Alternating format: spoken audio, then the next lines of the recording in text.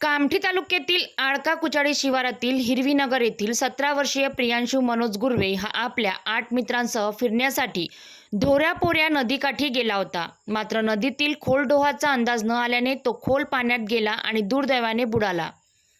या घटनेची माहिती मिळताच आळका आणि कुचाडी गावातील ग्रामस्थांनी घटनास्थळी धाव घेतली आणि वडोदा पोलीस स्टेशनला या घटनेची तात्काळ माहिती देण्यात आली. घटनास्थळी आडकाचे सरपंच विजय खोडके, कुचाडीचे सरपंच ईश्वर ठाकरे, पोलीस पाटील अनिकेत ढवळे, पुजारी ठाकरे, बबन दुबे आणि ग्रामस्थांच्या अथक प्रयत्नातून प्रियांशूला नदीतून बाहेर काढण्यात आले. मात्र तोपर्यंत खूप उशीर झाला होता. ही बातमी कळताच प्रियांशूचे आईवडील आणि नातेवाईक घटनास्थळी पोहोचले. आपल्या लाडक्या मुलाचा मृतदेह पाहून कुटुंबियांनी केलेला आक्रोश उपस्थितांच्या डोळ्यात अश्रू आणणारा होता. या घटनेमुळे हिरवीनगर, आळका आणि कुचाडी परिसरात शोककळा पसरली असून नागरिकांनी पावसाळ्यात नदी, नाले आणि खोल डोह असलेल्या ठिकाणी अत्यंत सावधगिरी बाळगण्याचे आवाहन करण्यात येत आहे.